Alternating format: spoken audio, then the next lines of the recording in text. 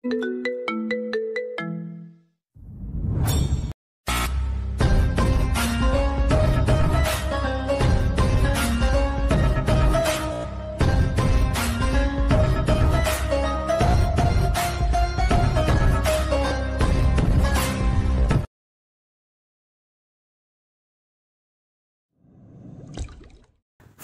ছেলে মাহিম বাড়িতে ছুটোছুটি করে বেড়াচ্ছে।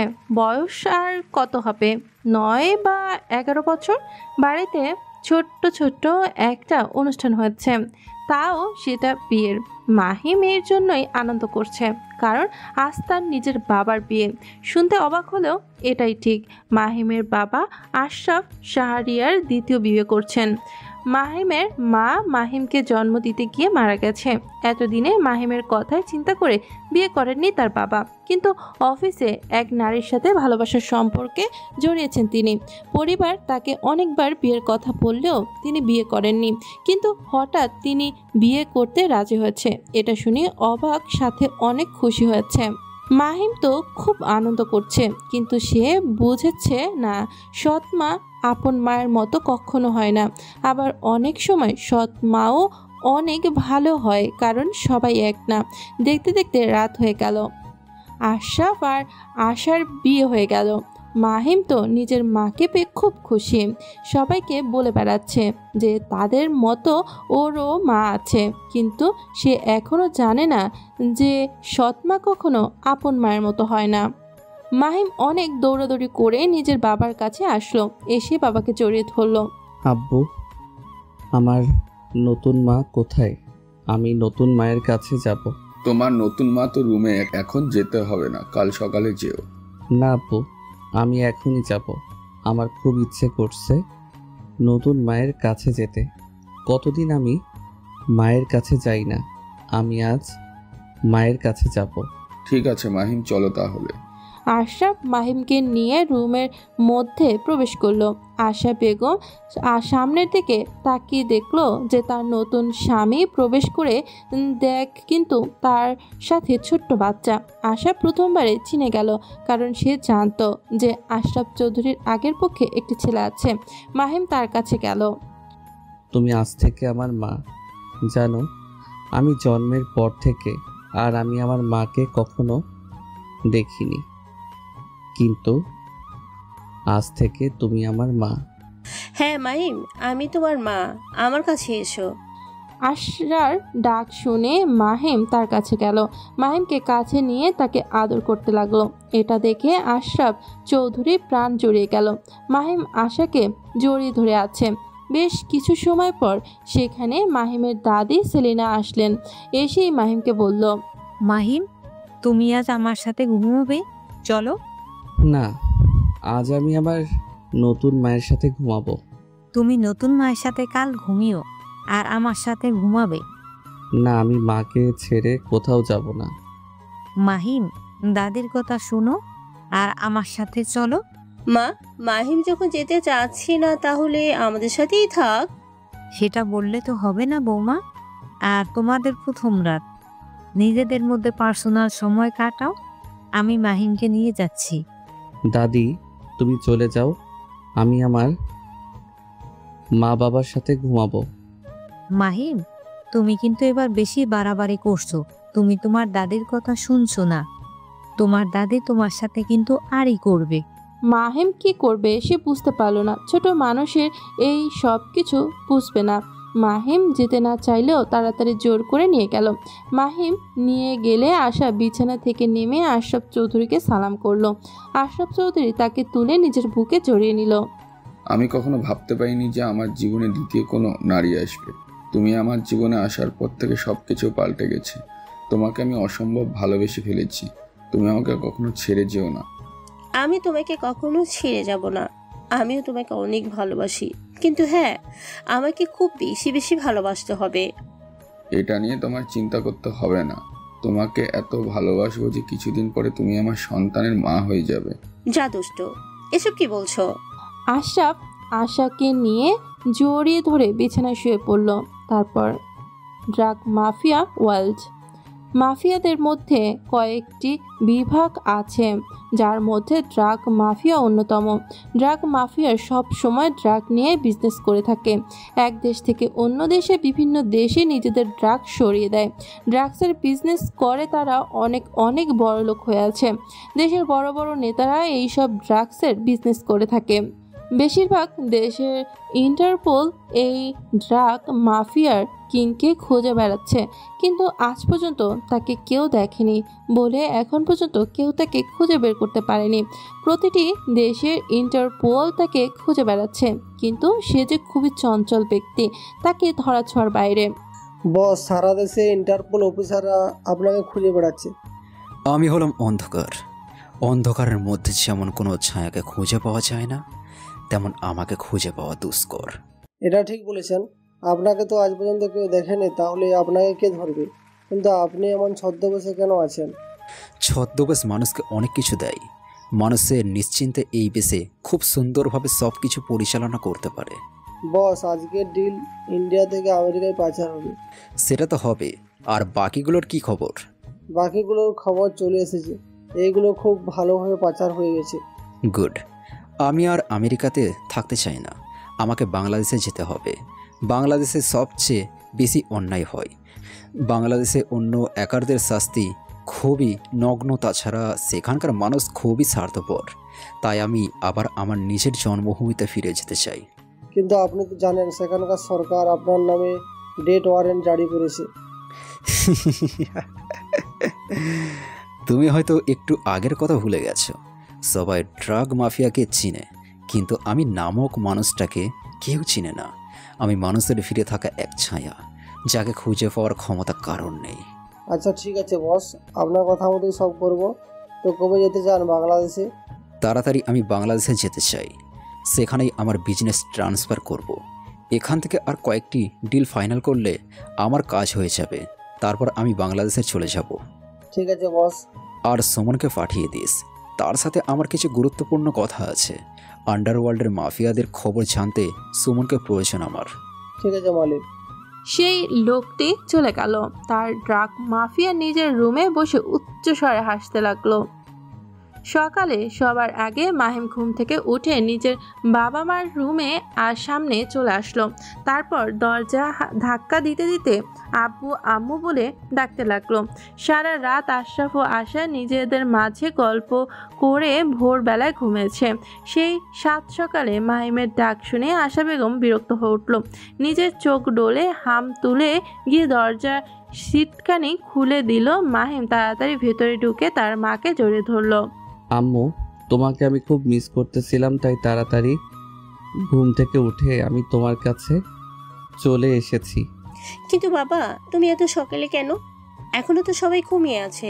আমার সারা রাত ঘুমোতে ছিল না, তাই তাড়াতাড়ি সকাল হতে আমি উঠে তোমার এখানে চলে এসেছি। আমি এখন তোমাদের সাথে ঘুমাবো। আচ্ছা ঠিক আছে, তুমি তোমার আব্বুর কাছে গিয়ে ঘুমাও, আমি ফ্রেশ হয়ে আসছি। না না, তুমি পরে ফ্রেশ হবে, এখন তুমি আমার সাথে ঘুমাবে। আচ্ছা ঠিক আছে। মাহিম গিয়ে বিছানার উপর উঠে শুয়ে পড়ল। আশা বেগম খুব বিরক্ত হলো, তবু কিছু বলতে পারল না। সে গিয়ে মাহিমের পাশে শুয়ে পড়ল। আশরাফ ও আশার মাঝে মাহিম শুয়ে আছে। মাহিম নিজের মাকে জড়িয়ে ধরে চোখ বন্ধ করে শুয়ে পড়ল। তারপর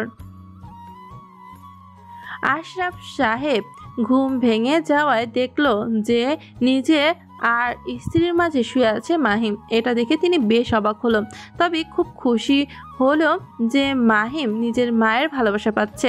আশরাফ মাহিমের কপালে একটা চুমু দিয়ে বিছানা থেকে উঠে পড়ল। তারপর ওয়াশরুমে গিয়ে গোসল করে ফেলল।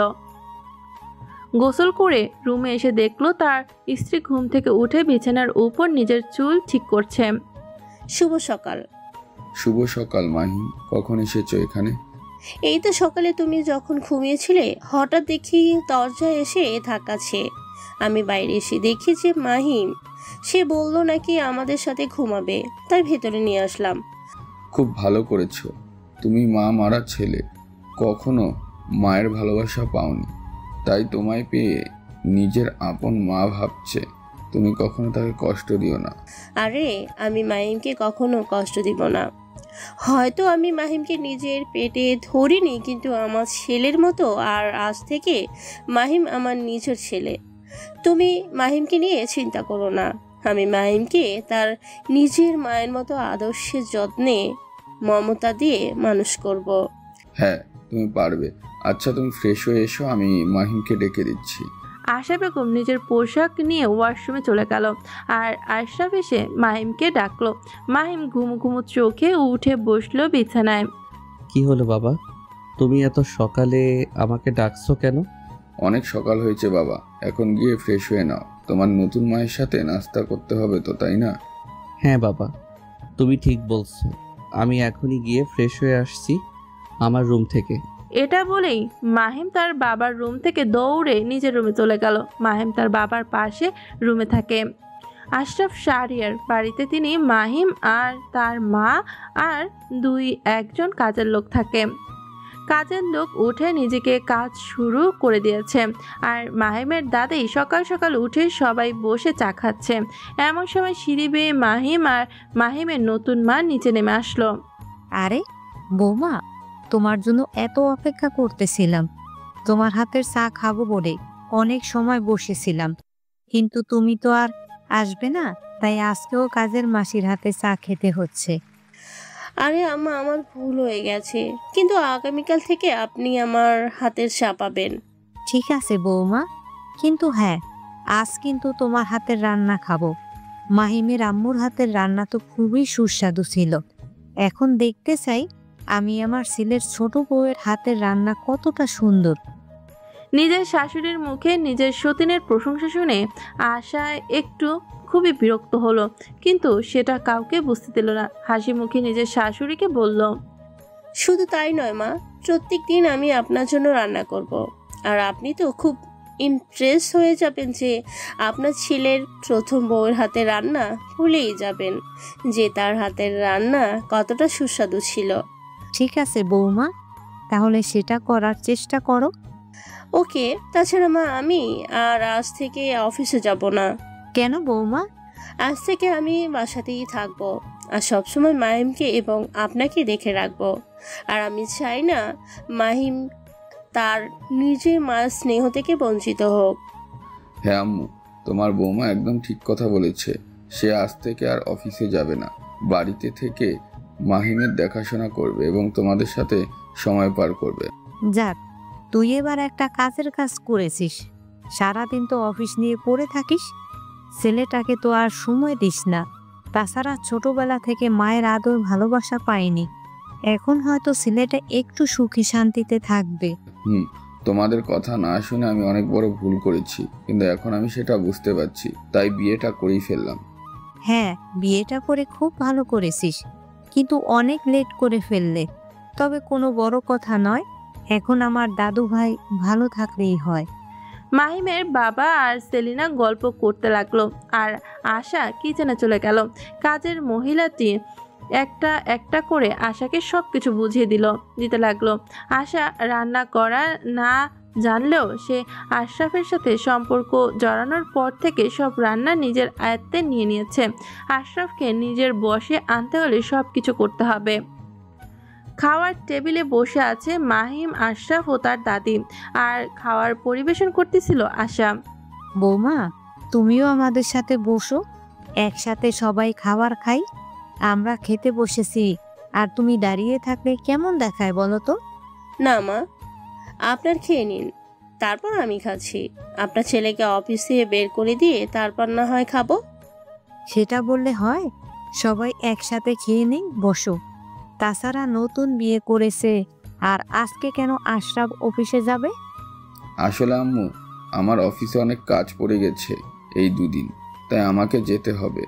আর আশা মা যেটা বলছে সেটাই কর, বোঝাতে তুমি খেয়ে নাও। হ্যাঁ আম্মু, আজ তুমি আমাকে খাইয়ে দাও। মাহিম, তুমি নিজের হাতে খাও। না বাবা, আমি আম্মুর হাতে খাবো। আচ্ছা ঠিক আছে, তুমি তোমার হাত ধুয়ে ফেলো, আমি তোমাকে খাইয়ে দিচ্ছি। মাহিম নিজের হাত ধুয়ে ফেললো। মাহিমের পাশের চেয়ারে আশা বসলো, তারপর মাহিমকে ভাত খাইয়ে দিতে লাগলো। চৌধুরী মেনশন। চৌধুরী পরিবারের সদস্য সংখ্যা মাত্র 3 জন, রবিউল চৌধুরী এবং তার স্ত্রী রেহানা চৌধুরী এবং তাদের একমাত্র মেয়ে বৃষ্টি চৌধুরী। এই 3 জন মিলে তাদের হ্যাপি ফ্যামিলি। বাবা, বাবা, আজ কিন্তু তুমি আমাকে আমার স্কুলে দিয়ে আসবে। কেন? তোমার আম্মু দিয়ে আসলেই তো হয়। না, আজকে তুমি আমার সাথে যাবে। মা প্রতিদিন যায়, কিন্তু তুমি একদিনও আমার সাথে যাও না। অন্যদের বাবা তার ছেলে মেয়েকে স্কুলে দিয়ে যায়, তুমি আমাকে একদিনও নিয়ে আসোনি। আমার অফিসে অনেক কাজ থাকে, বা তাই আমাকে খুব তাড়াতাড়ি যেতে হয়। ওই রাস্তায় গেলে আমার অফিসে যেতে দেরি হয়ে যায়। সেটা বললে তো আমি মানবো না। তুমি আমাকে আর স্কুলে দিয়ে আসবে মানে দিয়ে আসবে, আমি কোনো কথা শুনতে চাই না। এটা বলেই বৃষ্টি কান্না করতে লাগলো। বৃষ্টির কান্না শুনে রেহানা বেগম তাড়াতাড়ি রান্নাঘর থেকে টেবিলের কাছে আসলো। কি হলো বৃষ্টি মামনি, তুমি কান্না করছো কেন? দেখো আম্মু, আমি আব্বুকে বলেছি যে আজ আমাকে স্কুলে দিয়ে আসতে, কিন্তু আব্বু এটা কোনোভাবেই মানছে না। সে বলছে তোমার সাথে যেতে। ঠিকই তো বলছে, তুমি আমার সাথে যাবে। না আম্মু, আজ আমি আব্বুর সাথে চলে যাই। বৃষ্টি, তুমি আমার সাথে যেও, তোমার আব্বুর অনেক কাজ থাকে। আমি কোনো কথা শুনতে চাই না, আমি আব্বুর সাথে যাব মানে যাব। বৃষ্টির জেদ ধরে কান্না করতে লাগলো। বৃষ্টির এমন কান্না দেখে রেহানা বেগম রবিউল সাহেবের দিকে তাকালো। রবিউল সাহেব নিজের স্ত্রীর দিকে তাকিয়ে আবার নিজের মেয়ের দিকে তাকালো। আচ্ছা ঠিক আছে মামনি, আর কান্না করতে হবে না। আজ আমি আমার একমাত্র রাজকন্যাকে নিয়ে স্কুলে যাব। এবার খুশি তো? রবিউল সাহেবের মুখে এমন কথা শুনে বৃষ্টি খুব খুশি হয়ে গেল আর তার বাবাকে গলা জড়িয়ে ধরলো। হ্যাঁ বাবা, আমি অনেক খুশি। ঠিক আছে, তাহলে এখন নাস্তা করে নেওয়া যাক। রবিউল, রেহানা এবং বৃষ্টি 3 জনে মিলে নাস্তা করতে লাগলো। কাজের মহিলা পাশে দাঁড়িয়ে আছে কি কি লাগে না লাগে এগিয়ে দেওয়ার জন্য। বৃষ্টির খাওয়া শেষ হলে উঠে নিজের ব্যাগ কাঁধে নিয়ে বেরিয়ে আসলো। রবিউল নিজের স্ত্রীকে বিদায় জানিয়ে বৃষ্টিকে নিয়ে গাড়ি নিয়ে বেরিয়ে পড়লো। তারপর দেখতে দেখতে 6 বছর কেটে গেল। এই 6 বছরে আশরাফ ও আশার ঘরের নতুন অতিথি এসেছে, যার বয়স মাত্র 5 বছর। হ্যাঁ, আপনারা ঠিকই শুনেছেন, তাদের ঘরে ছোট্ট ফুটফুটে মেয়ে হয়েছে, যার নাম মায়া। মায়ার বয়স এখন 5 বছর। মাহিন এখন 10ম শ্রেণীতে পড়ে আর তার ছোট বোন মায়া কেবল স্কুলে ভর্তি হয়েছে, ক্লাস 1-এ। মাহিম তার বোনকে খুবই ভালোবাসে আর মাহিমের বোনও মাহিমকে খুব ভালোবাসে, কিন্তু এই কয় বছরে এসে খুব ভালো করে বুঝতে পেরেছে যে সৎমা কখনো আপন হয় না। মাহিম দিনের পর দিন অত্যাচার সহ্য করে এই শাহরিয়ার পরিবারে আছে। সকালে মাহিম ঘুমিয়েছিল, তার শরীরে প্রচণ্ড জ্বর, কিন্তু এসে সেবা করার মতো কেউই নেই। হঠাৎ তার সৎমা তার রুমে এসে গায়ে ঠান্ডা পানি ঢেলে দিল। সাথে সাথে মাহিম চোখ খুলে তাকিয়ে দেখলো যে তার সামনে তার মা দাঁড়িয়ে আছে। কিরে নবাবের বাচ্চা, সকালে তো এখন হয়নি, তো ঘুমিয়ে আছিস কেন? কাজ কি তোর বাপে এসে করে দিবে? আম্মু, আমার শরীরে অনেক জ্বর, আজ আমি কিছু করতে পারবো না। আমি বিছানা থেকে উঠতে পারছি না। জ্বর তোকে মাথা থেকে বলেছে? তুই ভেবেছিস জ্বর আসলে তোর কাজ করা লাগবে না? সেটা তো হবে না, তাড়াতাড়ি উঠ। মা তুমি যাও, আমি খানিক ঘুমিয়ে আসছি। তোর জন্য কি আমি বসে থাকবো নাকি? আমি মায়াকে নিয়ে স্কুলে যাব, ওর কাজগুলো আমার করতে হবে, আর বাইরের কাজগুলো তুই উঠে তাড়াতাড়ি করবি। মা, আব্বুকে বলে বাড়িতে আবার একটি কাজের লোক নিয়ে আসবে। বাড়িতে আবার কাজের লোক নিয়ে আসবো কেন? তুই থাকতে টাকা কি গাছে ধরে নাকি যে তোকে বসিয়ে বসিয়ে আমি খাওয়াবো? বেশি বকবক না করে তাড়াতাড়ি নিচে নেমে আয়। আশা বেগম মাহিমের রুম থেকে চলে গেল। মাহিম নিজের গালে হাত দিয়ে দাঁড়িয়ে রইল, চোখ থেকে তার পানি পড়ছে। তার শরীরে জ্বর 104 ডিগ্রি হবে, তবুও অমনি নিচে নেমে আসলো কাজ করার জন্য। মাহিম তার সৎ মাকে নিজের আপন মায়ের মতো ভাবে। প্রথম প্রথম আশা বেগম মাহিমকে অনেক আদর করলেও যখন তার সন্তান মায়া হলো তখন থেকে মাহিমকে অবহেলা করতে লাগলো। মাহিম সেটা খুব ভালো করেই বুঝতে পারলো, কিন্তু সেটা উপরে প্রকাশ করলো না। এরপর থেকে মাহিমকে বিভিন্নভাবে অত্যাচার করতে লাগলো, এমনকি বেশিরভাগ সময় মাহিমকে তার বাবার সামনে গিয়ে খারাপ বানিয়ে দেয় এটা ওটা নিয়ে। মাহিম নিজের সকল কষ্ট সহ্য করেও এই বাড়িতে আসে। মাহিম নিচে নেমে কাজের মহিলার সাথে কাজ করতে লাগলো। মাঝে মাঝে কাজের মহিলার খুব মায়া হয় মাহিমের উপর, কিন্তু নিজের মালিকের দেয়া কথা শুনে আর কিছু বলতে পারে না। মাহিম কাজের মহিলার সাথে কাজ করতে লাগলো। মহিলাটি মাহিমের দিকে তাকিয়ে দেখলো যে চোখ লাল হয়ে আছে, তাছাড়া মাহিমের কেমন যেন লাগছে। কেন মাহিম, তুমি কি অসুস্থ? ও একটু গায়ে জ্বর এসেছে, তাছাড়া তেমন কিছু না। দেখি আমি। এটা বলে কাজের মহিলা মাহিমের কপালে হাত দিল। সাথে সাথে তিনি চমকে উঠল, কারণ মাহিমের শরীর প্রচণ্ড গরম। আর তোমার শরীর তো অনেক গরম, তোমার তো প্রচণ্ড জ্বর এসেছে। তুমি রুমে গিয়ে মেডিসিন খেয়ে দাও। রুমে তো মেডিসিন নেই। তাহলে তুমি এক কাজ করো, তোমার বাবাকে ফোন করে বলো ডাক্তার দিয়ে পাঠাতে। সেটার দরকার হবে না আন্টি, আমি এমনি ঠিক হয়ে যাব। কি বলো তুমি? এমন ঠিক হবে না, অনেক জ্বর, তুমি কিন্তু ফিট হয়ে যেতে পারো। কাজের মহিলাটি মাহিমকে কাজ করতে নিষেধ করলেও মাহিম অনেক জোর করে তার সাথে কাজ করতে লাগলো, কারণ মাহিম ভালো করে জানে তার সৎমা যদি এসে দেখেন মাহিম কাজ করছে না তাহলে তাকে অনেক বকা দিতে পারে আর তার বাবার কাছে কোনো না কোনোভাবে খারাপ বানিয়ে ফেলতে পারে। মাহিম কাজ করতে করতে হঠাৎ মাথা ঘুরে পড়ে গেল। কাজের মহিলা এটা দেখে চিৎকার করে আশাকে ডাকতে লাগলো। কাজের মহিলার চিৎকার শুনে তাড়াতাড়ি রুম থেকে বেরিয়ে আসলো আশা। তিনি নিজের মেয়েকে রেডি করে দিতে ছিল স্কুলে যাওয়ার জন্য, কিন্তু কাজের মহিলার ডাক শুনে তিনি দ্রুত নিচে নেমে আসলো। কি হলো, এত চিৎকার করছিস কেন? তোর কি গলা বেশি হয়ে গেছে? আশা ম্যাডাম, আপনার সাথে মাহিম মাথা করে পড়ে গেছে। মাথা করে পড়ে গেছে তো কি হয়েছে?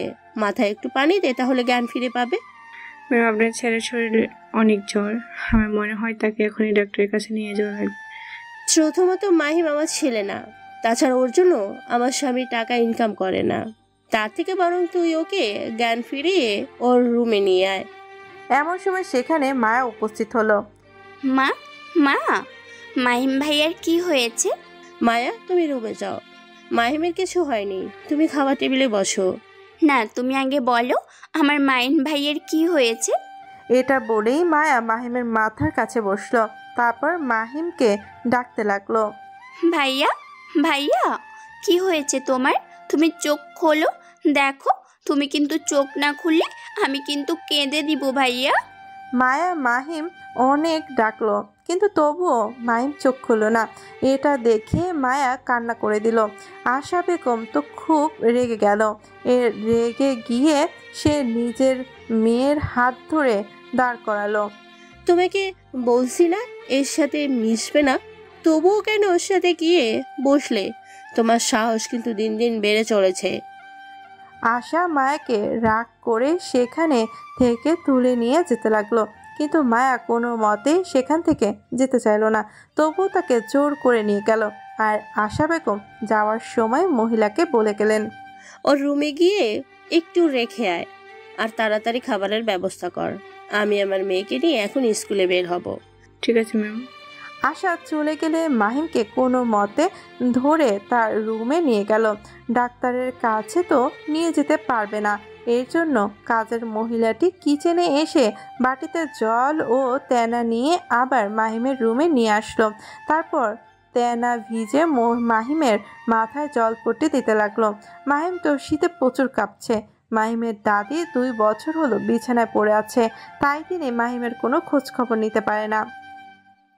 কাজের মহিলাটি খেতা জোরে দিল, তারপর জলপট্টি দিতে লাগলো। হঠাৎ নিচ থেকে আশা বেগম চিৎকার করে কাজের মহিলাকে ডাকতে লাগলো। মাহিমকে সেবা করতে করতে তিনি ভুলে গিয়েছিলেন যে আশা বেগম তার একমাত্র মেয়ে মায়াকে নিয়ে স্কুলে যাবে। তিনি তাড়াতাড়ি নিচে নেমে আসে।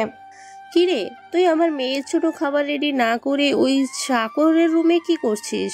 আসলে মাহিমের শরীরে অনেক জ্বর, তাই তার মাথায় একটু জল পটে দিতেছিলাম। তোর এত দরদ দেখাতে হবে না। আর যদি বেশি দরদ দেখাস তাহলে তোকে কাজ থেকে বের করে দিব। রান্নাটা করবেন না, আমি আর এমন করবো না। গুড, এখন তাড়াতাড়ি গিয়ে নাস্তা নিয়ে আয়।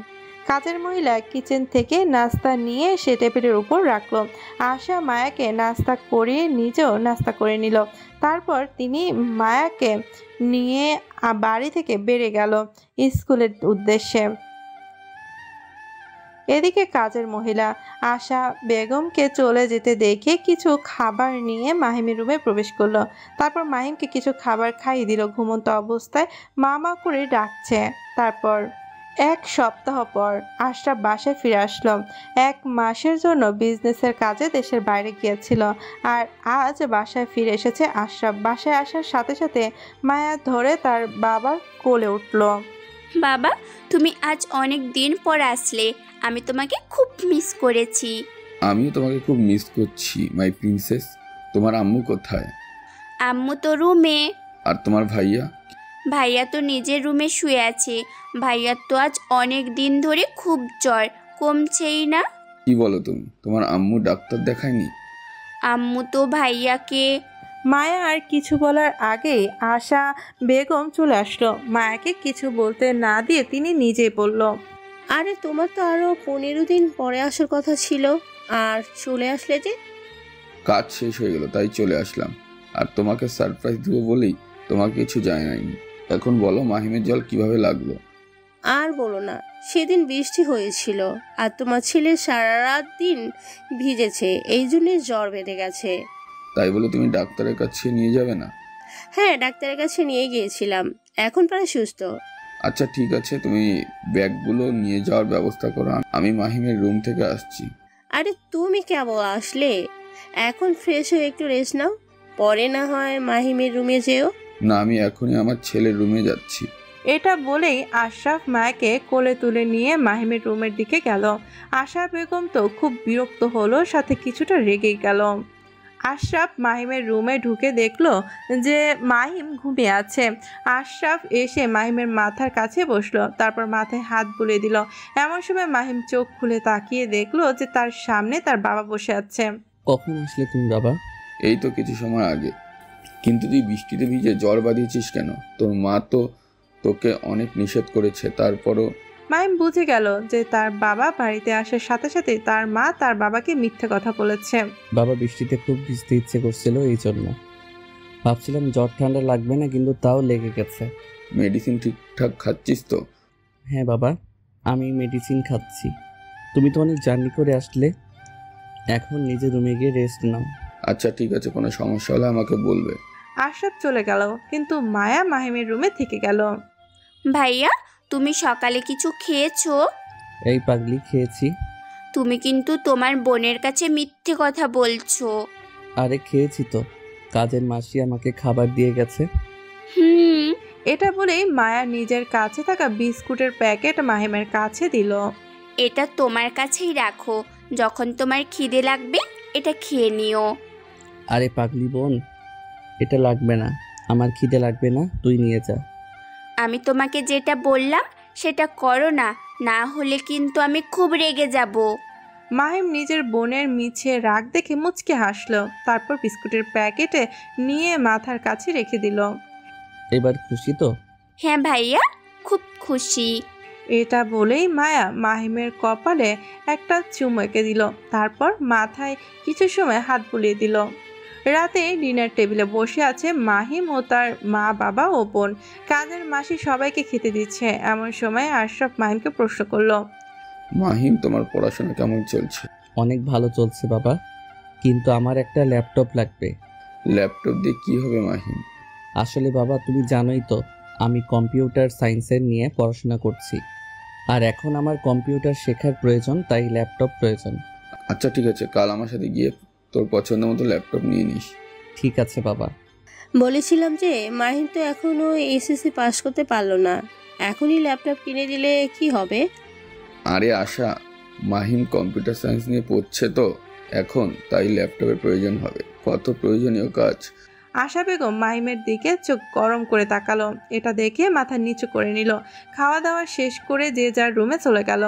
তুমি রুমে গিয়ে ঘুমাও, আমি দেখে আসি মাহিম ঘুমিয়ে আছে কিনা। তুমি রুমে গিয়ে ঘুমাও, আমি দেখে আসি মাহিম ঘুমিয়ে আছে কিনা। আচ্ছা ঠিক আছে। আশরাফ চৌধুরী মায়াকে কোলে তুলে নিয়ে নিজের রুমে চলে গেল আর আশা বেগমের মাহিমের রুমে আসলো। তিনি মাহিমকে রুমে এসে দেখলো যে মাহিম বই নিয়ে পড়াশোনা করছে। মাহিম তার মাকে আশা দেখে জিজ্ঞেস করলো, আরে আম্মু, তুমি এখানে? কিছু লাগবে? তুই কাল সকালে তোর বাবাকে বলবি যে তোর ল্যাপটপ লাগবে না। কি বলো আম্মু, আমার তো খুব প্রয়োজন ল্যাপটপ। দেখ ফকিনির বাচ্চা, টাকা কি তোর জন্য কাম আছে? টাকা রোজগার করে দেখ কতটা পরিশ্রম করতে হয়। খালি তো বসে বসে খাবি? টাকা ইনকাম করার কষ্ট তুই বুঝবি কি করে? তোকে আমি যেটা বললাম সেটাই করবি। কাল সকাল হলেই তোর আব্বুকে বলবি যে তোর ল্যাপটপ লাগবে না। মনে থাকবে তো, নাকি পানিশমেন্টের ব্যবস্থা করা লাগবে? না না আম্মু, ঠিক আছে। তুমি রুমে গিয়ে ঘুমাও, আর আমি কাল সকাল হলে আব্বুকে বলবো যে আমার ল্যাপটপ লাগবে না। গুড। এটা যদি না করিস তাহলে তোর খবর যে কি করব বুঝতে পারছিস? আশা মাহিমকে রাগ করে রুম থেকে বেরিয়ে গেল। তিনি চলে যাওয়ার পর মাহিমের চোখ থেকে পানি গড়িয়ে পড়ল। মাহিম ভাবতে পারে না যে তার নতুন মা দিন দিন আরো বেশি খারাপ হয়ে যাচ্ছে। যতটা দিন যাচ্ছে তার আসল রূপ বেরিয়ে আসছে। মাহিম জানালার পাশে দাঁড়িয়ে আকাশের দিকে তাকিয়ে রইল। দূর আকাশে খুব বড় একটি নক্ষত্র দেখা গেল। যখনই মন খারাপ হয় তখন মাহিম নক্ষত্রের দিকে তাকিয়ে থাকে এবং যত মনের কথা থাকে সব আকাশের দিকে তাকিয়ে বলে। আজকেও তার কোনো ব্যতিক্রম হয়নি। হে আল্লাহ, তুমি কেন আমার মাকে আমার থেকে কেড়ে নিয়ে গেলে? আমি তো বুঝতে পারিনি যে সৎ মা এতটা খারাপ হয়। তুমি কেন আমার আম্মুকে নিয়ে গেলে? তার সাথে আমাকেও নিয়ে যেতে। আস্তে আস্তে এমন রূপ আমি আর দেখতে পারছি না। মাহিম এক এক করে সবকিছু আকাশের দিকে তাকিয়ে নিজের মনের সব কথা বলতে লাগলো। এতে মাহিমের কিছুটা হলেও হালকা হলো। ঢাকা শহরের নামকরা একজন বিজনেসম্যান রবিউল চৌধুরী আর তার মেয়ের বার্থডে। সব নামিদামি লোকজন তার মেয়ের বার্থডেতে এসেছে। এক এক করে সবাই বার্থডে পার্টিতে উপস্থিত হলো। সবাই চলে আসে। রেহানা বেগম নিজের মেয়েকে ডাকলো, বৃষ্টি মামুনি আসো, কেক কাটতে হবে। সবাই চলে এসেছে, এছাড়াও 12টা বাজতে চললো। আচ্ছা ঠিক আছে মামুনি, আমি এখন আসছি। বৃষ্টি আজ লাল কালারের একটি লেহেঙ্গা পরেছে, ম্যাচিং করে হালকা ছোট লিপস্টিক, মুখে হালকা মেকআপ। এতেই যে বৃষ্টিকে এতটা সৌন্দর্য করে তুলেছে যে সেটা বলার বাইরে। কোনো পুরুষ বৃষ্টির দিকে যদি ভালো করে নজরে তাকায় তাহলে সে নিতান্তই বলবে যে বৃষ্টি হচ্ছে মানুষরূপী একটা পরী। সে যাই হোক, বৃষ্টি তার মা বাবার কাছে আসলো। বৃষ্টি তার মা বাবার হাত ধরে কেক কাটলো। তারপর কেকের টুকরো তুলে নিজের মা বাবাকে খাইয়ে দিল। এক এক করে বৃষ্টি তার সকল পার্টি দেওয়ার লোকদের কেক খাইয়ে দিল। এরপর শুরু হলো আসল অনুষ্ঠান। বিভিন্ন গান বাজনা বাজতে লাগলো। বৃষ্টি তার বন্ধু বান্ধবীদের সাথে এসে আড্ডা দিচ্ছে। পরের দিন সকালে মাহিম ঘুম থেকে উঠে ফ্রেশ হয়ে নিল। আজকে তার শরীর সম্পূর্ণ সুস্থ লাগছে। ফ্রেশ হয়ে বাইরে গার্ডেনে একটু হাঁটাহাঁটি করলো। তার বাবা যতদিন বাড়িতে আছে ততদিন মাহিমের সাথে তার সৎমা সামনে খারাপ ব্যবহার না করলেও তার বাবার আড়ালে খুবই খারাপ ব্যবহার করে। এমনকি অনেক সময় তার বাবার সামনে মাহিমকে খারাপ বানানোর চেষ্টাও করে। সকালে সবাই নাস্তার টেবিলে বসে আছে। আশরাফ এসে যাওয়ার জন্য একবার রেডি হয়ে নিজে এসেছে। মাহিম নাস্তা করে গিয়ে রেডি হয়ে নেবে। যাওয়ার পথে তোমার জন্য ল্যাপটপ কিনবো। না বাবা, লাগবে না আমার ল্যাপটপ। রাতে ভেবে দেখলাম যে এখনো তো আমি মাধ্যমিক পাশ করিনি, তাই ল্যাপটপ লাগবে না। কি যে বলো তুমি! গত রাতে আমি তোমায় শিক্ষকের সাথে কথা বলতে শুনেছি। তোমার ইমার্জেন্সি একটা ল্যাপটপ লাগবে। তাছাড়া তোমার সকল বন্ধুরা বলে ল্যাপটপ কিনে ফেলেছে, আর তুমি এখনো আমাকে জানাওনি। আসলে বাবা, আমার ল্যাপটপ না হলেও চলবে। আমি আর কোনো কথা শুনতে চাই না, তুমি রেডি হয়ে নেবে। কিন্তু? কোনো কিন্তু না, যেটা বললাম সেটা করো। দেখেছো, তোমাকে বলেছিলাম না তোমার ছেলে দিন দিন কেমন উগ্র হয়ে যাচ্ছে, মুখে মুখে শুধু কথা বলে। আশার কথা শুনে মাহিম তার মায়ের দিকে তাকালো। আশরাফ নিজের স্ত্রীর দিকে তাকিয়ে আবার মাহিমের দিকে তাকালো।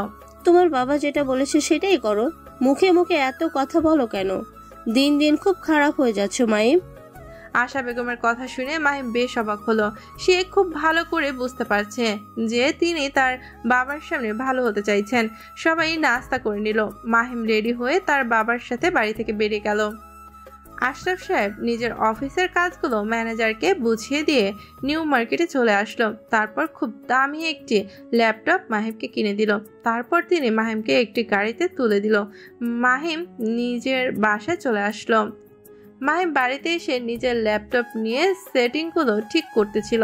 এমন সময় তার রুমে আশা বেগমের প্রবেশ করলো। তিনি একমাত্র মায়াকে স্কুলের নামিয়ে দিয়ে বাসায় ফিরেছেন, আর বাসায় ফিরে তিনি মাহিমের রুমে চলে এসেছেন।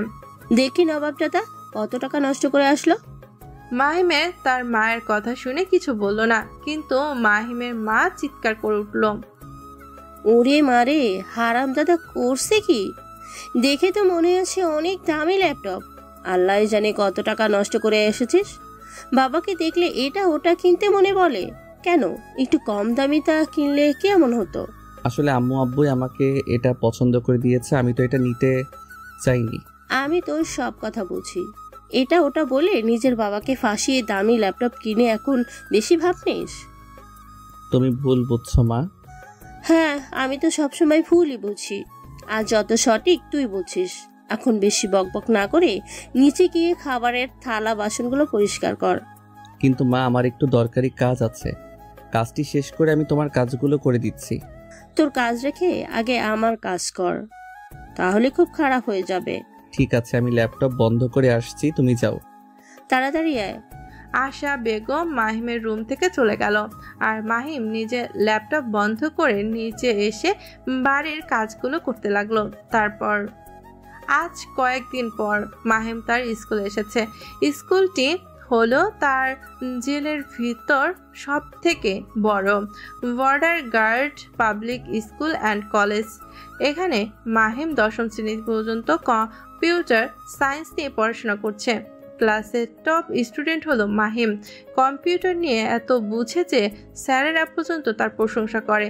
মাহিম এত দ্রুত কম্পিউটার বিষয় বুঝতে পারে যে মনে হবে সে কোনো বড় একজন ব্যক্তি যে কম্পিউটার বিষয়ে খুবই দক্ষ। মাহিমের বন্ধুরা এটা ভেবে খুব অবাক হয় যে মাহিমের কম্পিউটার বা ল্যাপটপ না থাকার সত্ত্বেও স্কুল থেকে শুধু একটু প্র্যাকটিস করে এতেই মাহিম কম্পিউটার চালানোতে স্কুলের ফার্স্ট বয়। মাহিম নিজের ল্যাপটপ নিয়ে নিজের স্কুলে আসলো।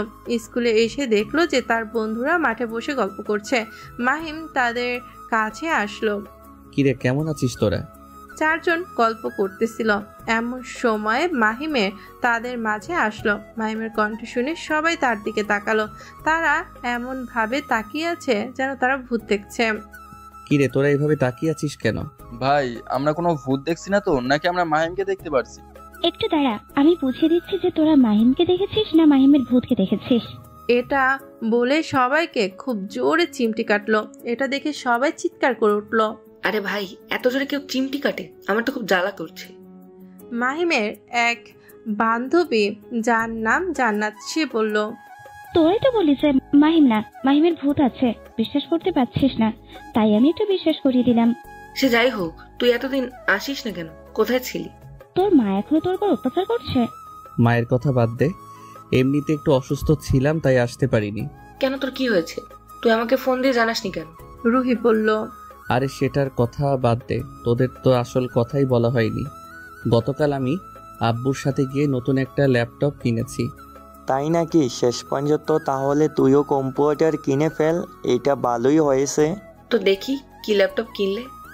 মাহিম নিজের ল্যাপটপ বের করে তার বন্ধুদের দেখালো। তার বন্ধুরা দেখে খুব অবাক, কিন্তু এখানে অবাক হওয়ার কিছুই নেই। মাহিমের বাবা একজন বিজনেসম্যান, তাই এত দামি ল্যাপটপ তার জন্য কেনা কোনো ব্যাপারই না। তারা এটা ভেবে অবাক হচ্ছে যে তার মা তাকে এত দামি ল্যাপটপ কিনতে দিল। মাহিমের বন্ধুরা সবাই জানে যে তার সৎ মা মাহিমের উপর কতটা অত্যাচার করে। তোর মা এত দামি ল্যাপটপ তোকে কিনতে দিল, তুই কিছু বললো না? কি বলা বাদ রাখিনি তাই বল। তোরা তো জানিস তিনি আমার সাথে কেমন আচরণ করে। সৎ মাগুলো এমনই হয়। আচ্ছা, এসব কথা বাদ যাক, এখন ক্লাসে চল।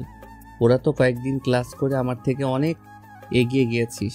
এখন চল, আমি ক্লাস একটু করি, না হলে অনেক পিছিয়ে যাব। আরে ভাই, একটু শিখতে পারবো, তবুও তোর ধারে কাছে যেতে পারবো না, কারণ আমরা যা পারি না সেগুলো সব তুই পারিস, আর তুই যেগুলো পারিস সেগুলো আমরা শিখতে 2 বছর লেগে যাবে। আমাকে আর পাম দিতে হবে না, এখন ক্লাসে চল। মাহিম আর তার বন্ধুরা ক্লাসে যেতে লাগলো। মাহিমের 2 বন্ধু নাফিস আর নিয়াম, তার 2 বান্ধবী জান্নাত আর রুহি। প্রাইমারি লেভেল থেকে তাদের সাথে বন্ধুত্ব। আজ পর্যন্ত তাদের বন্ধুত্বের মাঝে কোনো ফাটল ধরেনি। আশরাফ খুব তাড়াতাড়ি অফিস থেকে বাসায় ফিরে আসলো। নিজের স্বামীকে অফিস থেকে এত তাড়াতাড়ি ফিরে আসতে দেখে আশা বেগম তার কাছে এগিয়ে গেল। কি হলো, তুমি এত তাড়াতাড়ি ফিরে আসলে যে? কি কাজ কি হয়ে গেছে? আরে আশা, কাজ শেষ হয়নি। ফাইল আর টাকা বাড়িতে রেখে গেছে, সেগুলো নিতে এসেছি। আচ্ছা ঠিক আছে, তুমি বসো, আমি নিয়ে আসছি। আশা বেগম নিজের রুমে গেল। সেখানে একটি লাল ফাইল পেলেও কোনো টাকা দেখলো না। এটা দেখে তিনি বেশ অবাক হলো এবং তাড়াতাড়ি নিচে ফিরে আসলো। আশা বেগমের কথা শুনে আশরাফ চিৎকার করে উঠল। কি? আশরাফ সাহেব বাড়িতে এসেছেন দরকারি একটা কাগজ ও টাকা নিতে। আশরাফের কথা শুনে আশা বেগম নিজেদের রুমে গিয়ে আলমারি থেকে ফাইল পেলেও কোনো টাকা পেল না। তিনি লাল ফাইল বের করে সামনে আসলো। কি হলো, তুমি শুধু লাল ফাইল নিয়ে আসলে কেন? আমি তো সেখানে লাল ফাইল দেখলাম, সেখানে তো কোনো টাকা ছিল না। টাকা নেই মানে? আমি সেখানে 2 লক্ষ টাকা রেখেছিলাম, আর সেটা গতকালই রেখেছি। তুমি কি কোথাও খরচ করে ফেলেছো? তুমি আমাকে কোনোদিন দেখেছো যে আমি তোমাকে না বলে টাকা খরচ করব? সেটা ঠিক, তাহলে টাকা কে নিল? তুমি মনে হয় টাকা ভুল করে রাস্তায় হারিয়ে এসেছো।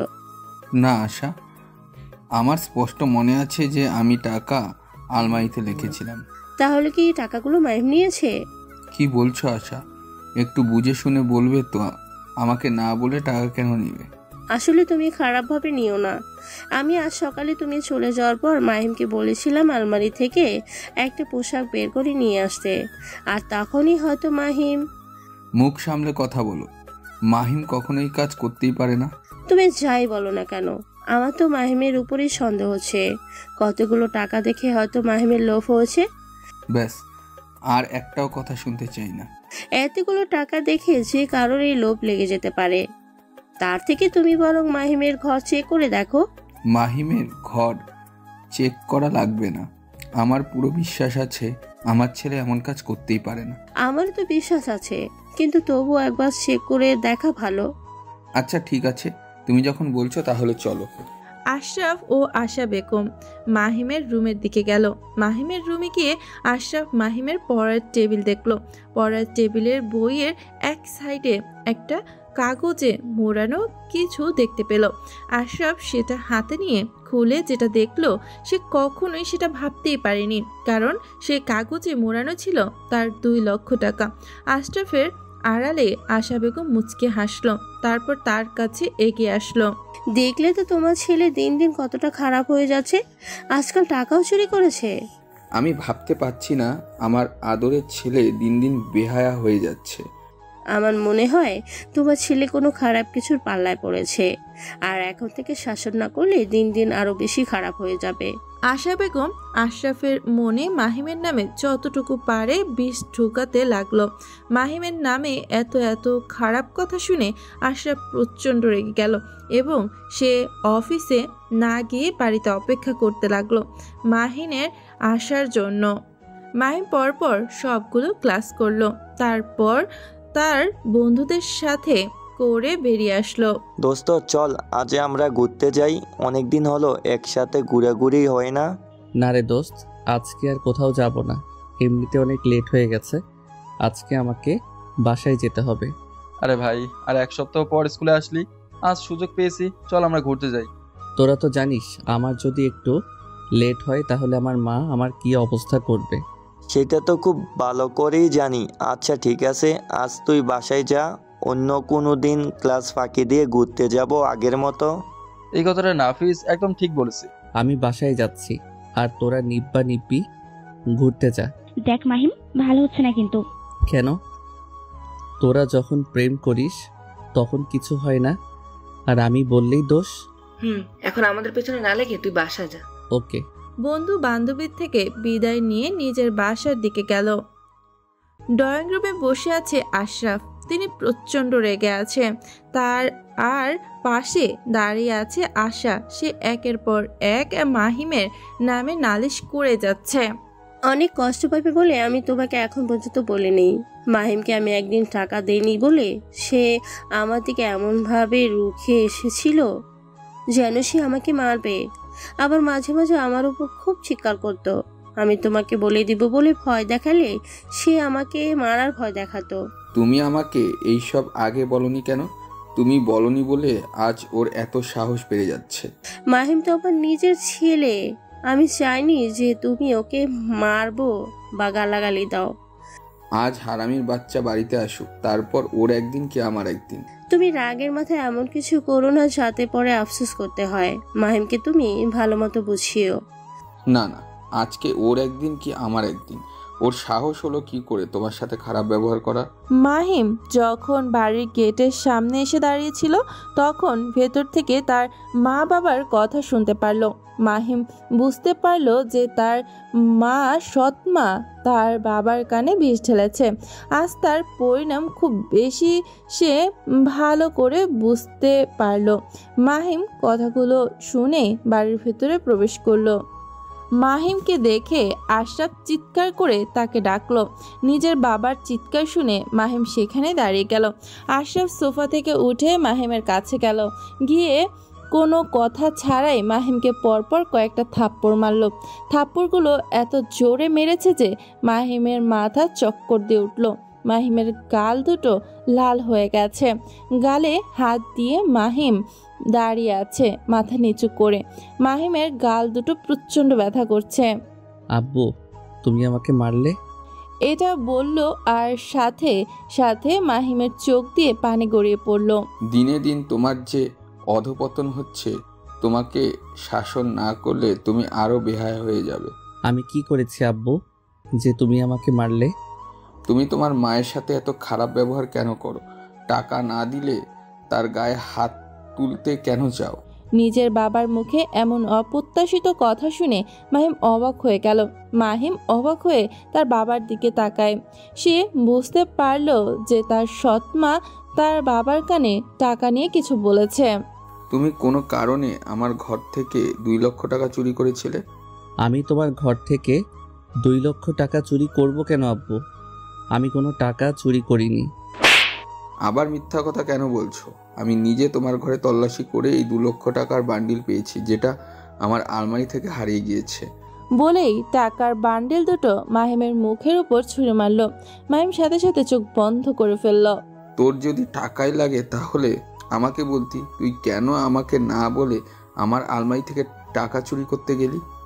বিশ্বাস করো বাবা, আমি কোনো টাকা চুরি করিনি।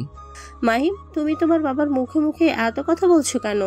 মা, আমি টাকা চুরি করিনি, তাহলে কেন? মাহিমকে কথা বলতে না দিয়ে তিনি আরও 2টা চর বসিয়ে দিল। আশা বেগম দেখল যে তার কাজ হয়ে গেছে, তাই ভালো সাজার জন্য আশরাফকে বাধা দিল। হয়েছে, আজ ছেলেকে মারতে হবে না। এই বয়সে এমন একটি হয়, তাই বলে তুমি নিজের ছেলেকে এত মারবে? তোমার ছেলেকে বলে দিও সে যেন ভালো হয়ে যায়, না হলে পরের বার খুব খারাপ হয়ে যাবে। এটা বলেই আশরাফ বাড়ি থেকে বেরিয়ে গেল। আর আশা বেগম মাহিমের সামনে মুখ বাঁকিয়ে চলে গেল। মাহিম মনের ব্যথা নিয়ে নিজের রুমে চলে গেল। কাজের মহিলাটিও বুঝলো যে এই সব কিছু তার মালকিনের সাজানো নাটক ছিল। তারপর নিজের বাবার হাতে থাপ্পড় খেয়ে মাহিম নিজের রুমে এসেছে। ব্যাগ রেখে সে জানালা খুলে দিল। সাথে সাথে জানালা দিয়ে ঠান্ডা বাতাস প্রবেশ করলো। এতে মাহিমের শরীরটা শিউরে উঠল। মাহিম প্রতিদিনের মতন আকাশের দিকে থেকে তাকিয়ে নিজের মনের সকল ঘটনা বলতে লাগলো। আল্লাহ, তুমি আমাকে এই কষ্টের পৃথিবীতে কেন রেখেছ?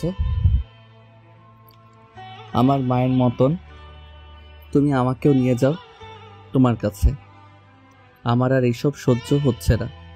নিজের বাবার কাছে এমন খারাপ ছেলে হয়ে থাকার চেয়ে না থাকাই ভালো। মাহিম এক এক করে তার মনের কথা বলতে লাগলো। এমন সময় সেই রুমে আশা বেগম প্রবেশ করলো। এত সহজে তোর নিস্তার নেই, কিন্তু হ্যাঁ আমি তোকে নিস্তার দিতে পারি যদি তুই এই বাড়ি ছেড়ে চলে যাস। আমি এই বাড়ি ছেড়ে কখনো যাব না, কারণ এই বাড়িতে আমার সকল স্মৃতি জড়িয়ে আছে। তুই যদি এই বাড়ি থেকে না যাস তাহলে তুই হাড়ে হাড়ে বুঝতে পারবি আমি কি জিনিস। এবার মাহিম তার মায়ের পায়ের কাছে এসে বসে পড়ল। আমি কি অন্যায় করেছি আম্মু? তুমি কেন আর আমাকে আগের মতন ভালোবাসো না? আমি কি অন্যায় করেছি যে তুমি একের পর এক আমাকে শাস্তি দিয়েই যাচ্ছ? তুমি আমাকে যে শাস্তি দাও আমি মাথা পেতে নেব, কিন্তু আমার আব্বুর সামনে আমাকে খারাপ বানাবেন না। তুই একটাই অন্যায় করেছিস, আর সেটা হলো তোর মায়ের সাথে তুই মরিসনি। তুই যদি মরে যেতিস তাহলে আমার রাস্তা একদম ক্লিয়ার হয়ে যেত। তুই এই বাড়ি ছেড়ে চলে যাবি কারণ সকল সম্পত্তি আমার মেয়ের নামে করতে চাই।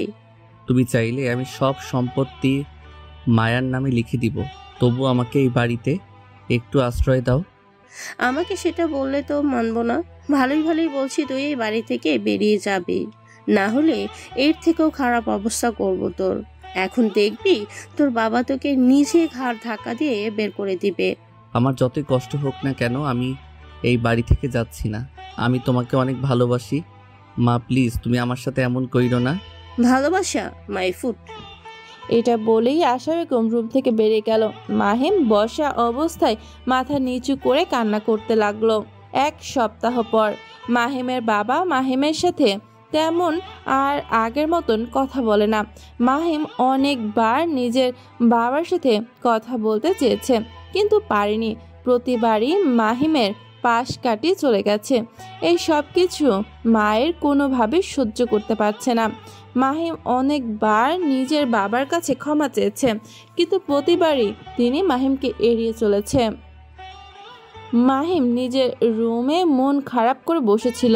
এমন সময় সেখানে আবার আশা বেগম উপস্থিত হলো। এইভাবে বাড়িতে বসে না থেকে কিছু কাজ করলে তো পারিস। আম্মু, আমি এইমাত্র বাড়ির সব কাজ করে এখানে আসলাম। যে না আবার এতটুকু কাজ করিস আবার অনেক কাজ বলিস। সে যাই হোক, তোকে আরো একটা কাজ করে দিতে হবে। কি কাজ করে দিতে হবে আম্মু?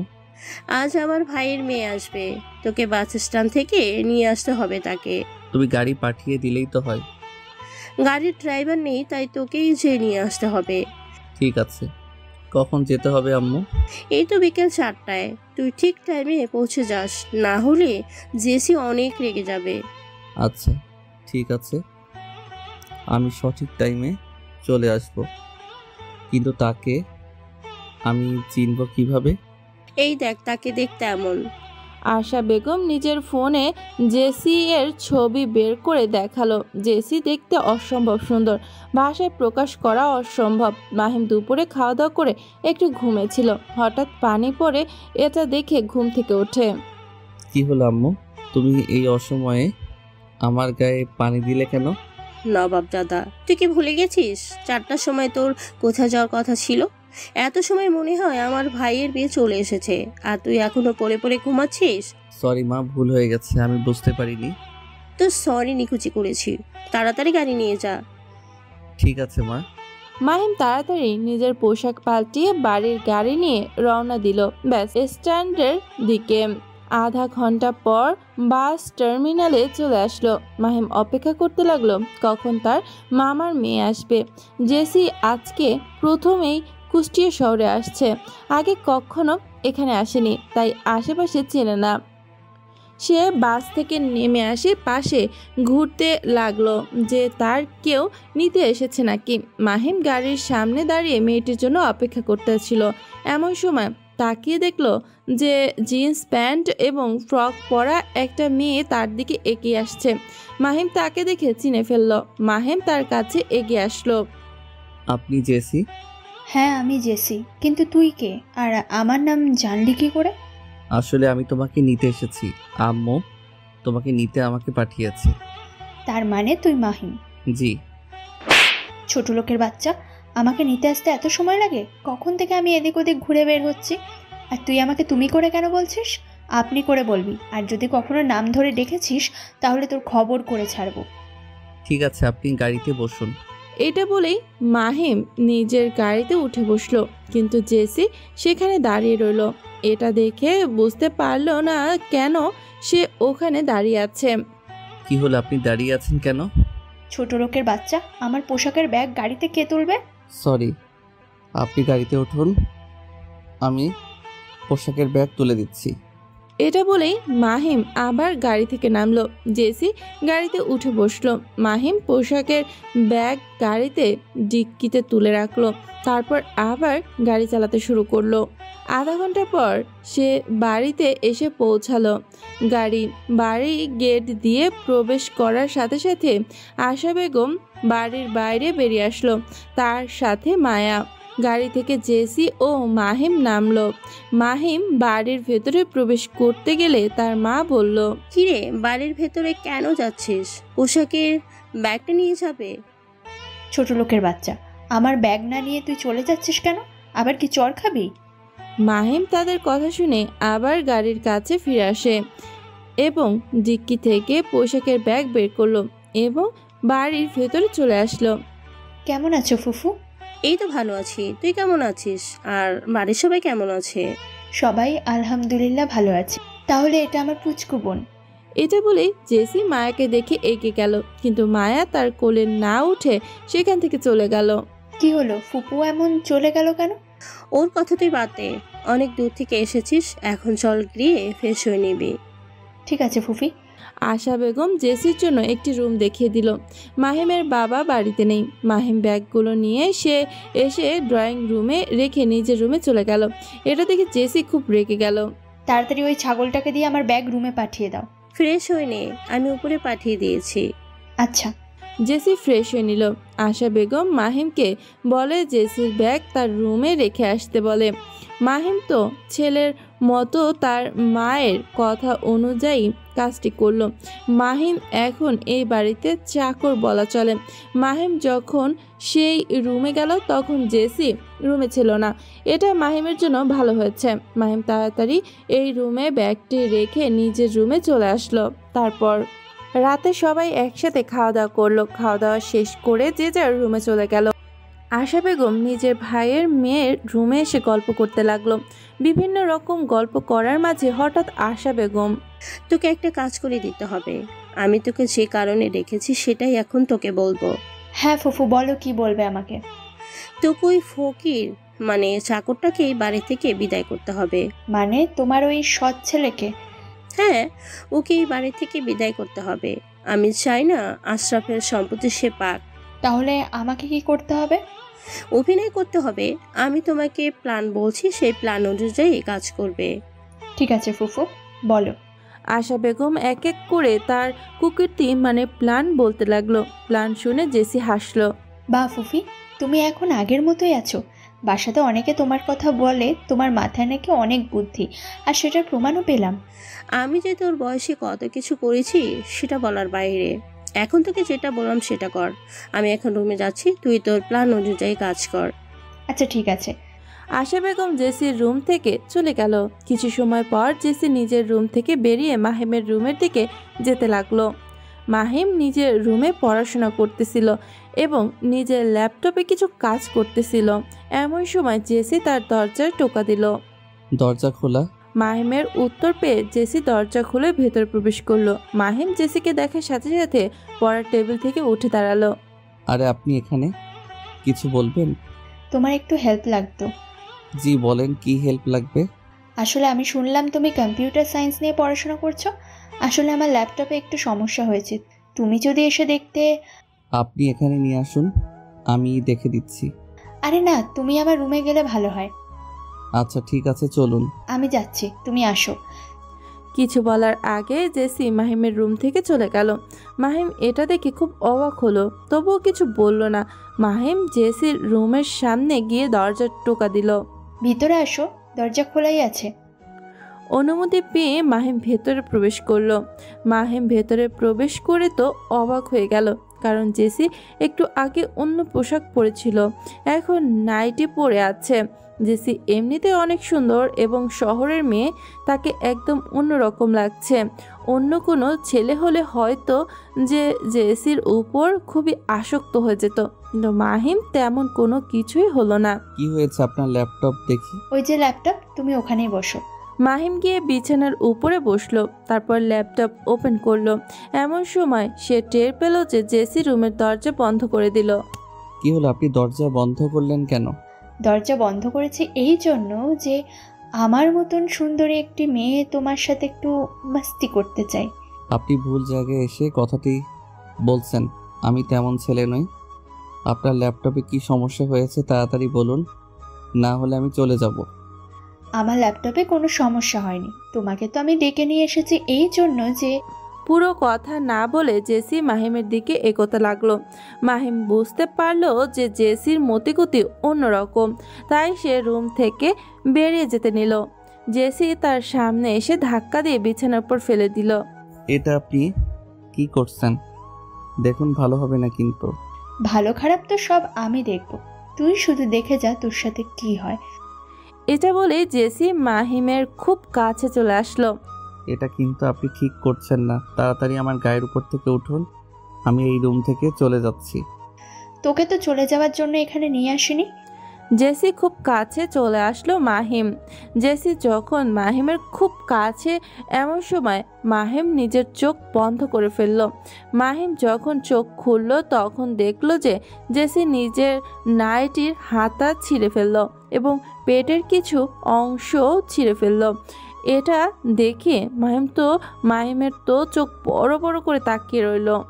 কি হলো, আপনি এসব কেন করছেন? আমি কেন এটা করছি তুই একটু পরে বুঝতে পারবি। এটা বলে জেসি চিৎকার করে ডাকতে লাগলো, বাঁচাও বাঁচাও, কে আছো বাঁচাও, এই জানোয়ারটা আমার সর্বনাশ করে ফেললো। জেসির চিৎকার শুনে আশরাফ বলল, কি হলো? তোমার ভাইয়ের মেয়ে এমন চিৎকার করছে কেন? গিয়ে দেখতে হবে, তার চিৎকার তো আমার ভালো ঠেকছে না। আশা ও আশরাফ জেসির রুমের সামনে চলে আসলো। জেসির চিৎকার শুনলো। কি হলো জেসি, চিৎকার করছিস কেন? ফুফু আমাকে বাঁচাও, তোমার এই জানোয়ার ছেলেটা আমার সর্বনাশ করতে চাইছে। ওগো, তুমি তাড়াতাড়ি দরজা খোলার ব্যবস্থা করো, আমার মনে হয় মাহিম ভিতরে আছে। কিন্তু মাহিম ভেতরে কেন থাকবে? এখন এত কথা বলে লাভ নেই, তুমি তাড়াতাড়ি দরজা খোলার চেষ্টা করো। আশরাফ অনেকভাবে দরজা খোলার চেষ্টা করলো, কিন্তু পারলো না। অবশেষে দরজা ভেঙে ভেতর প্রবেশ করলো। মাহিম তো জেসির এমন কর্মকাণ্ডে দেখে অবাক হয়ে গেছে, সাথে তার কোনো কথা নেই। মাহিমের শরীরে এখন শক্তি নেই বললেই চলে, সারা শরীর অবশ হয়ে গেছে। এটা সুযোগ নিয়ে জেসি মাহিমকে ঘুরে নিল, নিচে গিয়ে মাহিমকে উপরে দিল, যাতে বোঝা যায় জেসিকে মাহিম জোর করে কিছু করার চেষ্টা করেছে। মাহিম। আশরাফ চিৎকার করে মাহিমকে ডাকলো। আশরাফের চিৎকার শুনে জেসি মাহিমকে ছেড়ে দিল। মাহিম তাড়াতাড়ি উঠে দাঁড়ালো, সে ভয়ে কিছু বলতে পারছে না। আশরাফ কোনো কথা না বলে এসে মাহিমকে থাপ্পড় মেরে দিল। আশা বেগম তাড়াতাড়ি এসে জেসি নিজের শরীর নিয়ে আগলে দিল। ফুফু, তোমরা ঠিক সময় চলে এসেছো, না হলে যে আমার কি অবস্থা করতো জানোয়ার, আমি বুঝতে পারছি না। মাহিম, তুই যে এত নিচে নেমে গেছিস আমি বুঝতে পারিনি।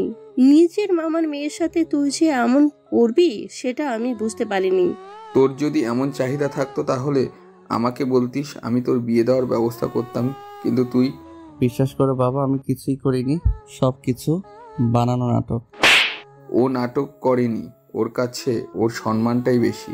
সম্মান মাটিতে ঢেলে দিয়ে তো তোর সাথে নাটক করবে। বাবা, ও আমাকে ল্যাপটপের সমস্যা বলে এখানে ডেকে নিয়ে এসেছে, কিন্তু আমি বুঝতে পারিনি যে ও এমন কিছু করবে। আঙ্কেল, ও একদম মিথ্যা কথা বলছে। আমি ল্যাপটপে বসে কাজ করছিলাম, এমন সময় সে আমার রুমে আসে, রুমে এসে দরজা মেরে দিয়ে আমার সাথে খারাপ কিছু করার চেষ্টা করে। এটা বলেই জেসি কান্না করতে লাগলো। তুমি যদি তোমার ছেলেকে এই বাড়ি থেকে বের না করে দাও তাহলে আমি এই বাসা ছেড়ে চলে যাব।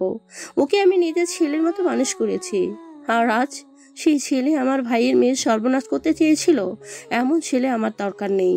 তুমি যদি এর ব্যবস্থা না করো তাহলে দেখো আমার থেকে খারাপ আর কেউ হবে না। চিন্তা করো না আশা, আমি আজকে তোর অবস্থা খারাপ করে দেবো।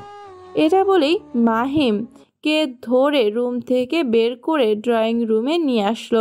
মাহিম অপরাধীর মতন মাথা নিচু করে দাঁড়িয়ে আছে। আশা ও জেসির মুখে হাসি লেগে আছে আড়ালে। আশরাফ মাহিমকে সেখানে দাঁড় করিয়ে রেখে নিজের রুমে চলে গেল। এখন যে মাহিমের সাথে কি ঘটবে সেটা মাহিমের অজানা, কিন্তু খুব খারাপ কিছু করবে সেটা খুব ভালো করেই জানে। ড্রয়িং রুমে মাহিম অপরাধীর মতো দাঁড়িয়ে আছে। আশরাফ নিজের রুম থেকে চাবুক বের করে নিয়ে আসলো। তারপর কোনো কথা ছাড়াই মাহিমকে মারতে লাগলো। মাহিম অনেক বোঝানোর চেষ্টা করেছে যে সে এটা করেনি, তবুও আশরাফ সেটা শুনছে না। তোর মতন কুলাঙ্গারের জন্ম দিয়ে আমি সবচেয়ে বড় ভুল করেছি। তুই কুলাঙ্গার। জন্ম হওয়ার পরেই তুই আমার ভালোবাসার মানুষকে খেয়ে নিয়েছিস। এখন আবার আমার সংসারটাও জ্বালাতে চাস। বিশ্বাস করে বাবা, আমি ওর সাথে কিছুই করতে। তোর মুখ থেকে আমি আর কোনো কথা শুনতে চাই না। তোর ওটা মুখ না, কোনো মিথ্যা বলার মেশিন। মাহিমকে খুব জোরে জোরে মারতে লাগলো। সারা শরীর থেকে রক্ত বের হতে লাগলো। মাহিম এখন পাথর হয়ে গেছে যে তার নিজের বাবা তার কথা বিশ্বাস করছে না। মারতে মারতে তিনি হাঁপিয়ে গেলেন। আজকে আর এই মুহূর্তেই তুই আমার এই বাড়ি থেকে বেরিয়ে যাবি। তোর মতন জানোয়ারকে আমি আর ভাত দিতে পারবো না, আর পুষতেও পারবো না। দয়া করে বাবা, তুমি আমাকে বাড়ি থেকে বের করে দিবেনি। তুমি আমাকে মারো কাটো, তবুও এই বাড়ি থেকে বের করে দিও না। তোর মতন পশুকে যদি আমি এই বাড়ি থেকে বের করে না দিই, তাহলে তুই যে আমার মেয়ের সাথে এমন কিছু করার চেষ্টা করবি না তার গ্যারান্টি কে দিবে? বাবা, তুমি এসব কি বলছো? তোর ওই নোংরা মুখে আমাকে আর বাবা বলে ডাকবি না। তুই এখনই এই বাড়ি থেকে বেরিয়ে যাবি, নাকি আমি ঘাট ধাক্কা দিয়ে বের করে দেব। তুমি আমাকে খুব ভুল বুঝলে বাবা, কিন্তু যখন সত্যিটা জানতে পারবে আমাকে আর খুঁজে পাবে না। মাহিম তার সৎ মায়ের কাছে এগিয়ে গেল, যেখানে জেসিও ছিল। আপনি তো খুব ভালো অভিনয় করতে পারেন। এইভাবে যে আমাকে ফাঁসিয়ে দিবে আমি বুঝতে পারিনি। তবে আমি ইচ্ছা করলে সব কিছু বলতে পারতাম, কিন্তু বললাম না। ভালো থাকবেন।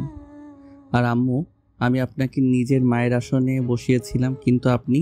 অর্ধেক কথা বলে মাহিম মুচকে হাসলো। তারপর খোঁড়াতে খোঁড়াতে বাড়ির গেটের দিকে এগিয়ে গেল। গেটের কাছে গিয়ে একবার মাহিম আবার নিজের মা বাবার দিকে তাকালো। তারপর মাহিম সেই বাড়ি থেকে বেরিয়ে গেল। কিছু মনে করো না মা, আমি বুঝতে পারিনি যে আমার ঘরে এমন একটা জানোয়ার পয়দা হবে। ইটস ওকে আঙ্কেল, কিন্তু আমি এই মুখ মানুষকে কিভাবে দেখাবো? তুমি চিন্তা করো না, তোমার এই ঘটনা এই বাড়ির বাইরে বের হবে না। আমরা দুজন ছাড়া এই ঘটনার কেউ জানবে না। ওকে, চল তুই এখন রুমে গিয়ে রেস্ট নিবি। আশা বেগম জেসিকে নিয়ে তার রুমে গেল। রুমে গিয়ে দরজা মেরে দিয়ে তারা দুইজন তো খুব হাসতে লাগে। এদিকে আশরাফ সোফায় বসে পড়ল এবং কান্না করতে লাগলো। মাহিম ব্যথা শরীর নিয়ে রাস্তা দিয়ে হাঁটতে লাগলো। কোথায় যাবে সে বুঝতে পারছে না। পকেটে টাকা বলতে কিছুই নেই। কিছু দূর এগিয়ে যাওয়ার পর দেখলো যে একটি ট্রাক দাঁড়িয়ে আছে। হয়তো গাড়িটি শহরের দিকে যাচ্ছে। মাহিম খুব কষ্ট করে সেই গাড়িতে উঠে বসলো, কিন্তু সময়ের পর গাড়ির ড্রাইভার আর হেল্পার এসে গাড়িতে বসে গাড়ি চালাতে লাগলো। গাড়ি চলতে লাগলো।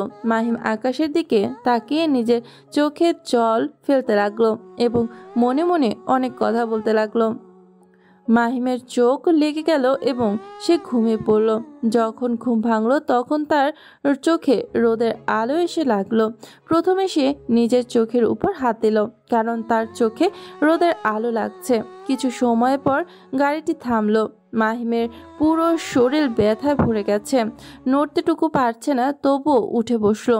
তার পাশে তাকিয়ে দেখলো যে শুধু মানুষ আর মানুষ এবং গাড়ি। মাহিম আস্তে আস্তে গাড়ি থেকে নামলো। তার পাশে তাকিয়ে দেখলো যে তার মতন কাজ করতে ব্যস্ত। মাহিমের প্রচণ্ড খিদে লেগেছে, তাই নিজের পকেটে হাত দিল, কিন্তু কোনো টাকা দেখতে পেল না। এটা আমি কোথায় চলে আসলাম? চারপাশে তো সবাই নিজেদের কাজে ব্যস্ত। আমাকে কে সাহায্য করবে? মাহিম চায় পাশে তাকিয়ে আছে, ধীরে হাঁটতে লাগলো। সবাই মাহিমের দিকে অবাক দৃষ্টিতে তাকিয়ে রইল, কিন্তু এইসবে কোনো কিছুই যায় আসে না মাহিমের। মাহিম একটা চায়ের দোকানে গেল। চায়ের দোকানে অনেকে বসে আছে যারা মাহিমের দিকে অন্য নজরে তাকালো। আঙ্কেল, আমাকে কি একটু চা আর বিস্কুট দেয়া যাবে? মাহিমের এমন চাওয়াতে তার দিকে তাকালো। তোর কাছে টাকা আছে? না, আমার কাছে কোনো টাকা নেই, কিন্তু আমার খুব খিদে লেগেছে। আমাকে কি একটু খেতে দিবেন? দূর এখান থেকে দূর হ। কই থেকে যে সব ফকির নিয়ে আসে, পকেটে টাকা নেই আর খেতে এসেছে। আরে ভাই, এই ঢাকা শহরে এমন কত শত ফকির আছে, আপনি সাহায্য করলে নিজেই ফকির হয়ে যাবেন। তাছাড়া দেখে মনে হচ্ছে কোথা থেকে মার খেয়ে এসেছে। তুই এখান থেকে যেতে পারিস, কোথা থেকে চুরি করে এসেছিস ঠিক নেই, আবার আমার কাছে এসেছিস খেতে। এটা বলেই দোকানদার মাহিমকে ঘাড় ধাক্কা দিয়ে দোকান থেকে বের করে দিল। মাহিমের গায়ে দাঁড়িয়ে থাকা মতো এতটুকু জোর নেই, তাই ধাক্কার টাল সামলাতে না পেরে পড়ে গেল। পড়ে গিয়ে মাহিমের হাত ছুলে গেল। মাহিম কান্না ভরা চোখে পড়া থেকে উঠে দাঁড়ালো। সে আবার আস্তে আস্তে হাঁটতে লাগলো। মাহিম বুঝতে পারলো যে এক রাতের ভিতরেই সে কুষ্টিয়া থেকে ঢাকা চলে এসেছে এবং তার জীবনে যে অন্যদিকে মন নিয়েছে সেটা খুব ভালো করেই বুঝতে পারলো। মাহিম এক এক করে প্রায় অনেক দোকানে এসে খাবারের জন্য কিছু চাইলো, কিন্তু কেউই কাউকে খাবার দিয়ে সাহায্য করলো না। মাহিম বুঝতে পারলো যে এই ঢাকার শহর কেউ সাহায্য করার মতন কেউ নেই। মাহিম রাস্তার পাশে একটি গিয়ে টিউবওয়েলে চেপে পেট ভরে পানি পান করলো। পানি পান করে তার একটু ভালো লাগলো, কিন্তু গায়ে প্রচণ্ড জ্বর থাকার কারণে হাঁটার শক্তিটুকু সে পাচ্ছে না। মাহিম রাস্তার পাশে এক জায়গায় বসে পড়ল। একদিনের মাঝে তার শরীরে অনেক পরিবর্তন এসেছে। তাকে একদম শুকনো লাগছে। আশেপাশের মানুষ তো তাকে দেখছে কিন্তু কিছু বলছে না, শুধু অবাক হয়ে তাকিয়ে চলে যাচ্ছে। মাহিম জ্বরের জন্য কাঁপতে লাগলো। দেখতে দেখতে 2 দিন কেটে গেল। এই ঢাকার শহরে এখন পর্যন্ত কেউ সাহায্য করেনি। রাস্তার পাশে পড়ে থাকা এটো খাবার খেয়ে বেঁচে আছে মাহিম কোনো রকমের, কিন্তু তার গায়ে জ্বর একটুও কমেনি, বরং আরও বেড়েছে। এমন পরিস্থিতিতে মাহিম শুয়ে নেওয়ার চেষ্টা করছে। মাহিম রাস্তার পাশে বসে আছে, সেখানে ঘুমানোর চেষ্টা করতে লাগলো। এমন সময় সেখানে 2জন ছেলে আসলো। তাদের দেখে মাহিম বুঝলো যে এরা টোকাই। ওই কেরা তুই, আর আমার জায়গায় শুয়ে আছিস কেন? আসলে ভাইজান, আমি বুঝতে পারিনি যে এটা আপনাদের জায়গা। বুঝতে পারিসনি? কিন্তু এখন তো বুঝতে পেরেছিস। তাহলে এখান থেকে যা, না হলে খুব মার খাবি। ভাইয়া, আমার গায়ে খুব জ্বর, প্লিজ আমাকে এখানে ঘুমাতে দিন। এই মনে হচ্ছে এই শালা আমাদের কথা বুঝতে পারছে না, একে আমাদের কিছু একটা করতে হবে। এটা বলেই একজন ছেলে মাহিমকে জোর করে সেই জায়গা থেকে তুললো। রাস্তা দিয়ে একটি গাড়ি আসতেছিল। যখন গাড়িটি খুব কাছে চলে আসলো, সেই ছেলেটি মাহিমকে ধাক্কা দিয়ে গাড়ির সামনে ফেলে দিল। গাড়িটি চালাচ্ছিল দেশের টপ বিজনেসম্যান রবিউল চৌধুরী। গাড়ির সামনে কাউকে দেখে তিনি তাড়াতাড়ি গাড়ি ব্রেক করলো এবং গাড়ি থেকে নেমে আসলো। রবিউলকে দেখে ছেলে দুটি সেখান থেকে পালিয়ে গেল। রবিউল এসে দেখলো যে তার গাড়ির সামনে একটি ছেলে পড়ে আছে। তার অবস্থা খারাপ দেখে তাড়াতাড়ি নিজে গাড়িতে তুলে হসপিটালের দিকে রওনা দিল। তারপর মাহিম রাস্তার পাশে একটু জায়গা শুয়েছিল, কিন্তু 2জন ছেলে এসে তাকে ধরে রাস্তা ছুঁড়ে মারে। শক্তি না থাকার কারণে উড়ে গিয়ে রাস্তার উপর পড়ে। এমন সময় একটি গাড়ি এসে থামে। গাড়ি থেকে নামে দেশের সবচেয়ে বড় বিজনেসম্যান রবিউল চৌধুরী। নেমে এসে দেখলো যে ছেলেটির অবস্থা খুবই খারাপ, তাই তাড়াতাড়ি নিজের গাড়িতে তুলে হসপিটালের দিকে রওনা দিল। 20 মিনিট পর রবিউল ছেলেটিকে হসপিটালে নিয়ে চলে আসলো। তারপর তাকে ধরে হসপিটালের ভিতরে প্রবেশ করলো। রবিউল চৌধুরীকে কম বেশি সবাই চেনে। তাকে দেখে ডক্টর এগিয়ে আসলো। আরে স্যার, আপনি এখানে? আর আপনার সাথে এটা কে? আমি তাকে চিনি না, কিন্তু সে আমার গাড়ির সামনে এসে পড়ে দেখো কি হয়েছে? আচ্ছা ঠিক আছে, আপনি একটু ওয়েট করেন, আমরা তাকে চিকিৎসা দিচ্ছি। মাহিমকে নিয়ে কেবিনে গেল যে ডক্টররা, তারপর বেডে উপর শুয়ে দিয়ে কিছু সময় চিকিৎসা করলো। কিছু সময় পর ডাক্তার বেরিয়ে আসলো। ডাক্তার, ছেলেটির কি হয়েছে? আসলে স্যার, ছেলেটির গায়ে অনেক মারের আঘাত, তারপর পরেরও যে 2টি দিন কিছু না খেয়ে আছে, এজন্য তার শরীরও খুব দুর্বল। আপনি এই প্রেসক্রিপশনের ওষুধ নিয়ে আসুন। ঠিক আছে। ছেলেটির কখন জ্ঞান ফিরবে? আমরা তাকে ঘুমের ইনজেকশন দিয়েছি, কাল সকালে জ্ঞান ফিরবে একবার। আপনি তাহলে এখন চলে যেতে পারেন, আবার কাল সকালে এসে দেখে যাবেন। আচ্ছা।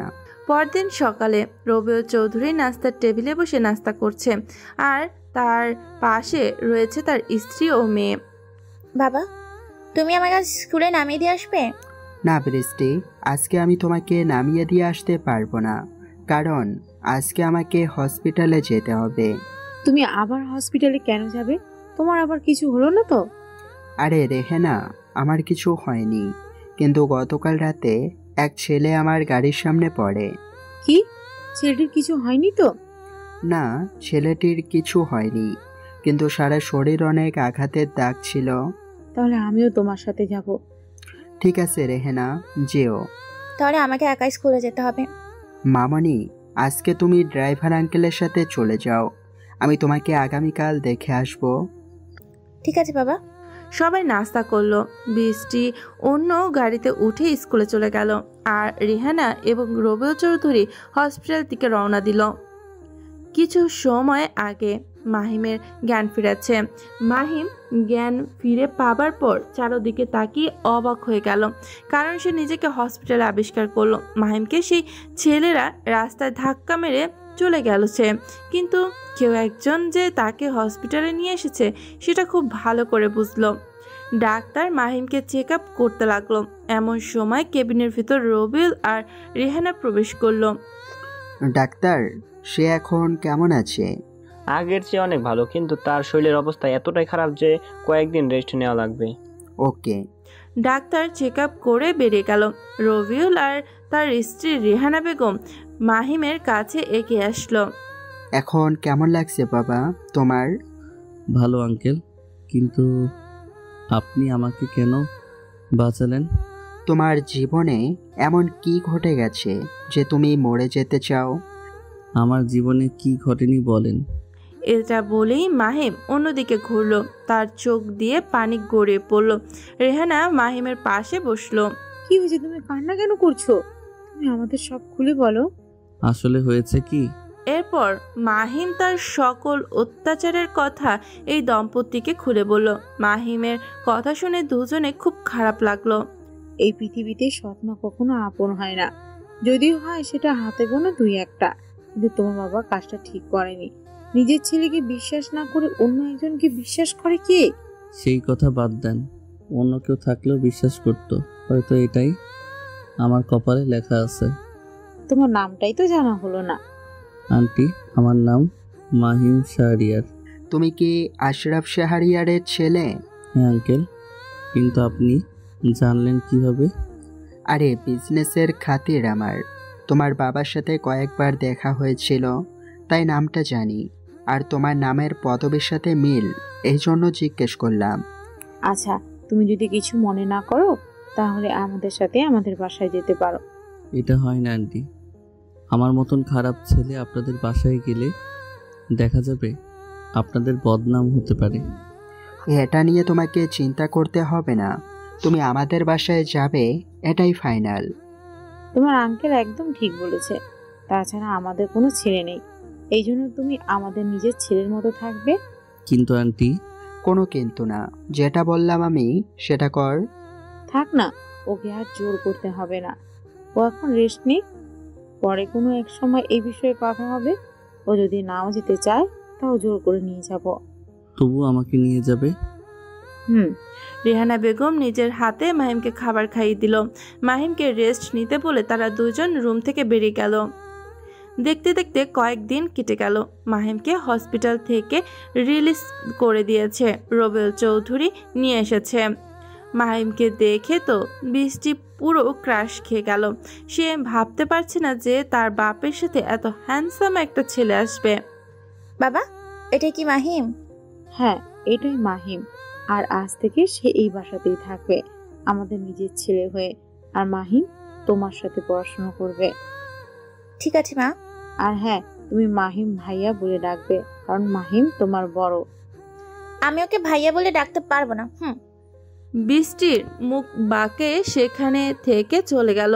রেহানা বেগম মাহিমকে রুমে দেখিয়ে দিল আর এখানে রেস্ট নিতে পড়ল। রাত 12টা বাজে। ডায়মন্ডের চূড়া চালানো হচ্ছে গঙ্গা নদীর তীরে।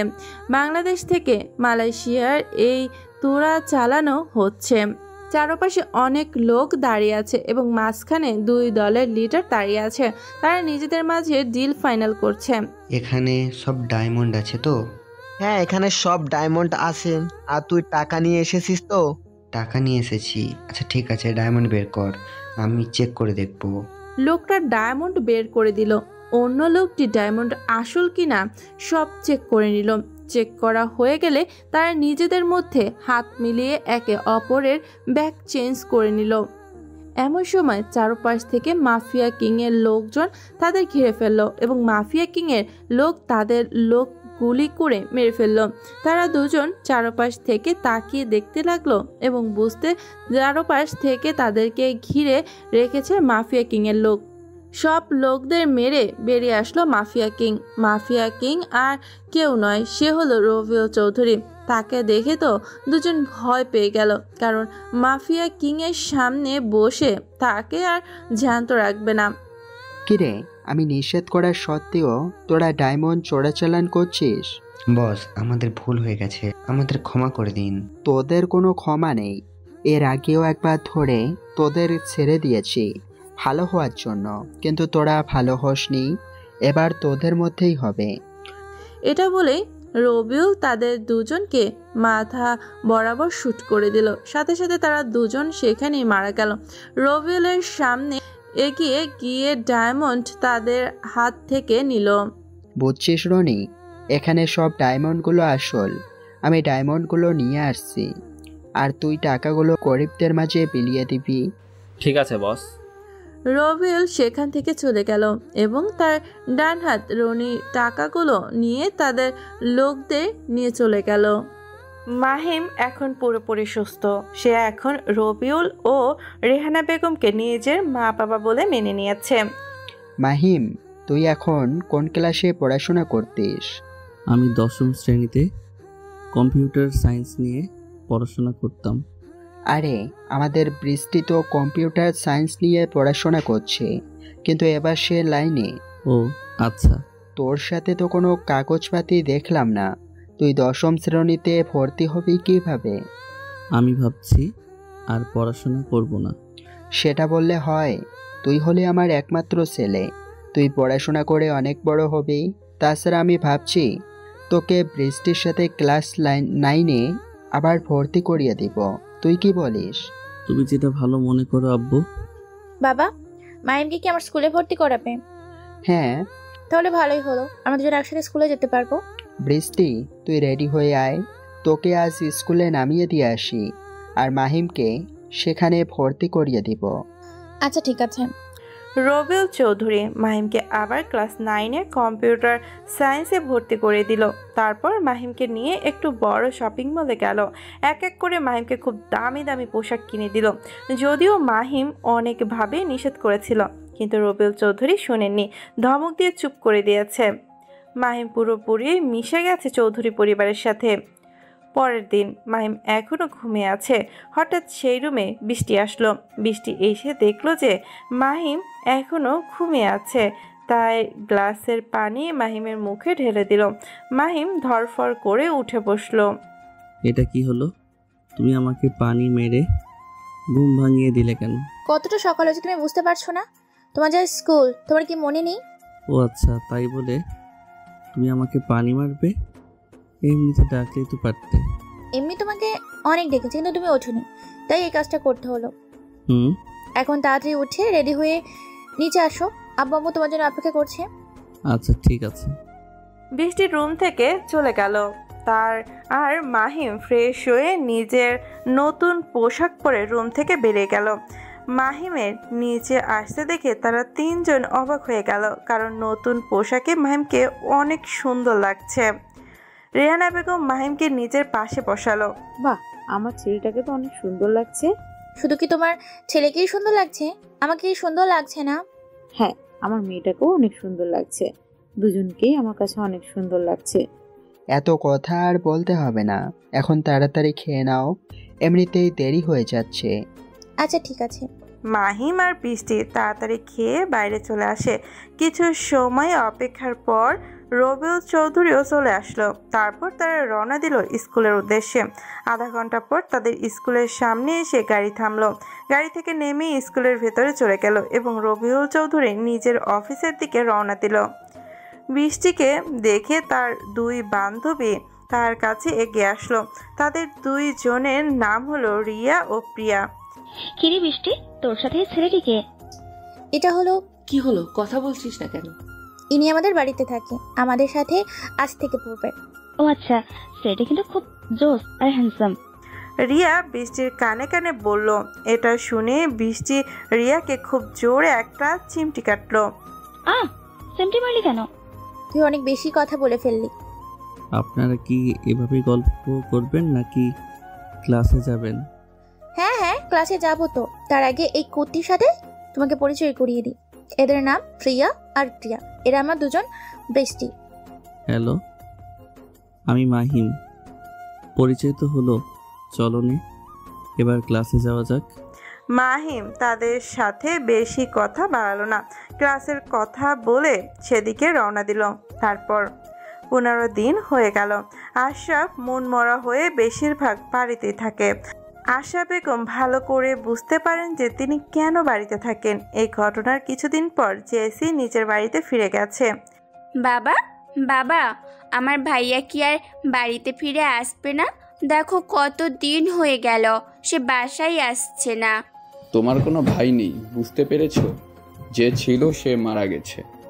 না, আমার ভাইকে তোমরা বাড়ি থেকে বের করে দিয়েছো।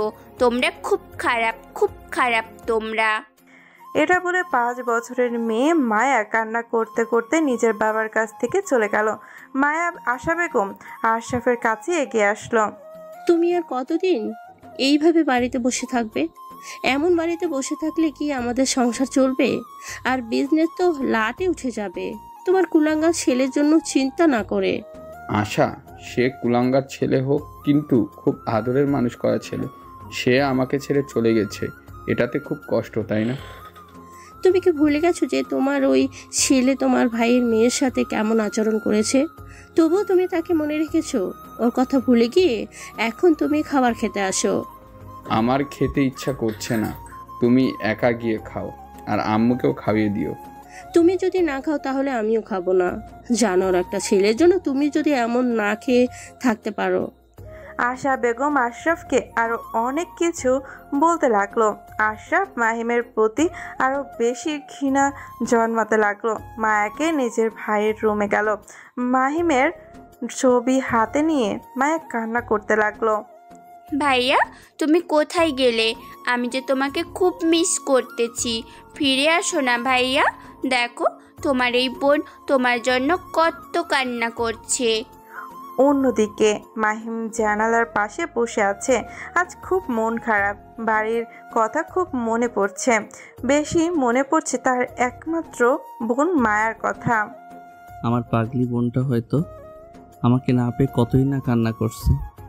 মাত্র সেই ছিল যে আমাকে অনেক ভালোবাসতো। মাহিম কথাগুলো ভাবতে ভাবতে চোখ থেকে পানি গড়িয়ে পড়ল। হঠাৎ তার পাশে বৃষ্টি এসে দাঁড়ালো। কি হলো, তুমি কান্না করছো কেন? বৃষ্টির কথা শুনে মাহিম তাড়াতাড়ি নিজের চোখের পানি মুছে নিল এবং বৃষ্টিকে বলল, ওই আমি কান্না করছি, চোখের ভিতরে পোকা পড়ছে, এজন্য চোখ থেকে পানি পড়ছে। তাই নাকি? আমাকে আর মিথ্যে বলতে হবে না, আমি খুব ভালো করে বুঝতে পারছি তোমার বাড়ির কথা খুব মনে পড়ছে। আরে না, আমারই পরিবার থাকতে আগে পরিবারের কথা কেন মনে পড়বে?